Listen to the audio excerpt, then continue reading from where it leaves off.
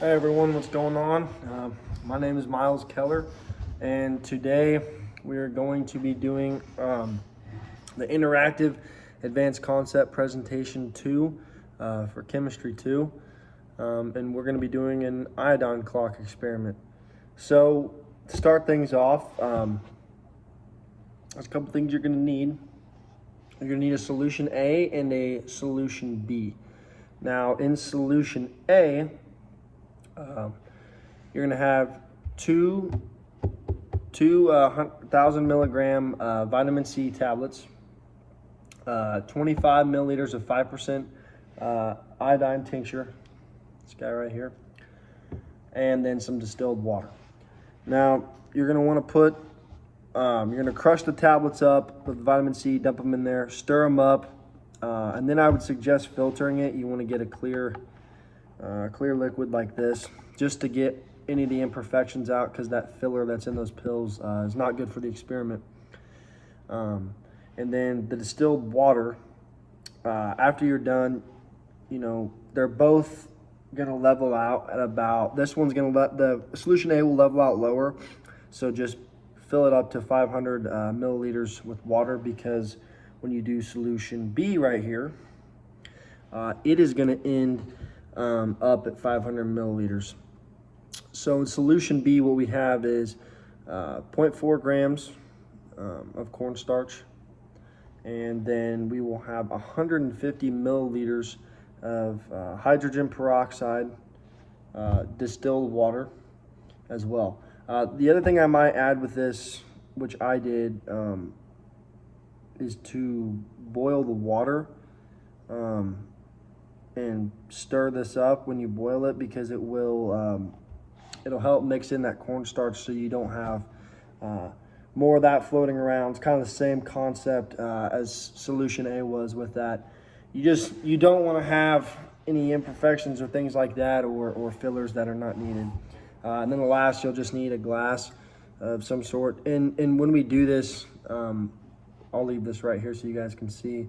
We're going to pour roughly the same amount in. So we will go ahead and go in with solution A here.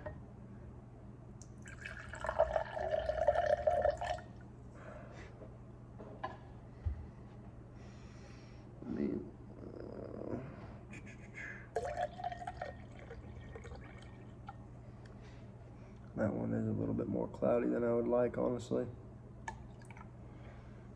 So I will leave that right there. So hopefully that still works. So what's happening here is there's actually two reactions that are going on right now that are going to take place.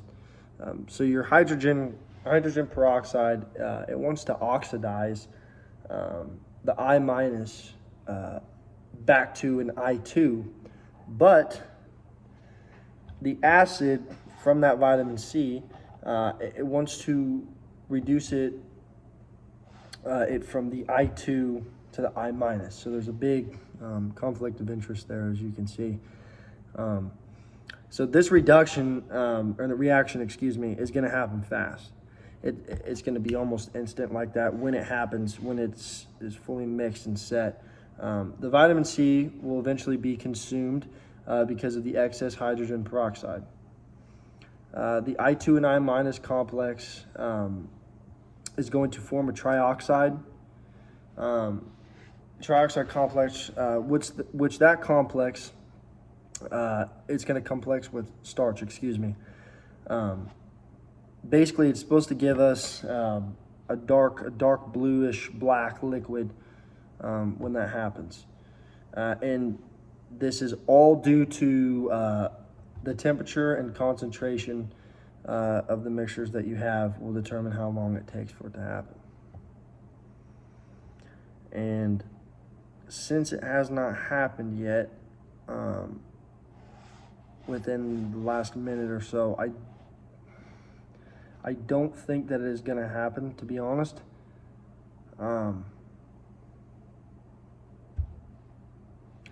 And I'm guessing the reason for that would be, and obviously not all experiments work, the reason that I think that did not work is because I think I had a little bit too cloudy with the cornstarch, and it wasn't exactly where it needed to be, and that's something that I should have changed, I think, to be a more pure liquid, and the reaction would have happened. So, thank you.